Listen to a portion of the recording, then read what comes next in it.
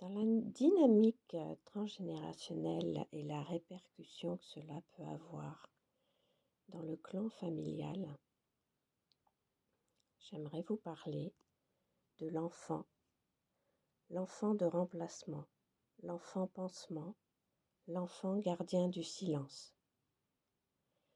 Dans une fratrie, un enfant peut porter inconsciemment la souffrance du deuil non fait de sa mère.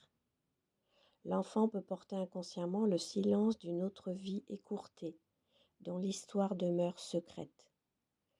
L'enfant devient malgré lui le porte-drapeau d'un traumatisme dont il est aucunement responsable, mais qui l'entraîne dans sa construction identitaire à chercher sa place avec beaucoup d'angoisse. Cet enfant, dans la souffrance qu'il porte, peut inconsciemment vouloir attirer l'attention sur lui pour chercher de l'aide en manifestant des comportements à risque comme de faire des fugues, se scarifier, consommer de l'alcool, se droguer, avoir des tentatives suicidaires.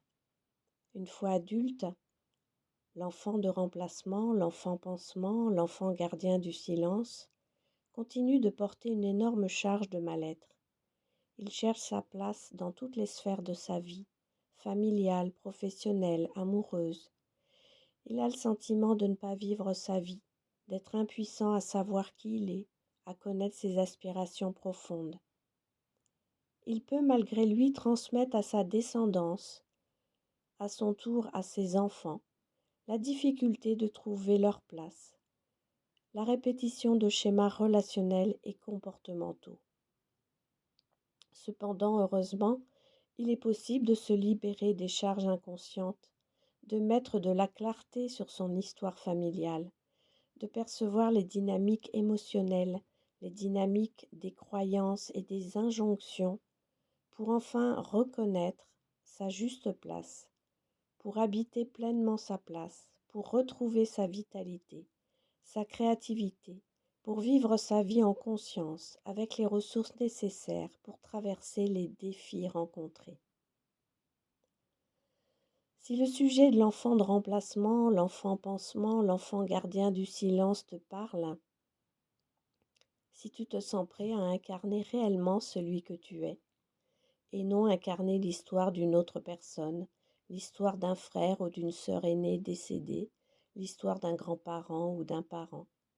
Si tu veux prendre ta place pour te sentir dans ton histoire, viens poser ta constellation systémique et familiale, soit en séance individuelle, soit en séance de groupe. Prochainement, je te propose des dates sur juin, le 8 et 29 juin 2025 à Chartres, pour participer à un atelier de constellation familiale en groupe. Tu peux réserver ta place en allant sur le site www.conscience-en-evolution.fr/atelier. Bienvenue à toi, à bientôt.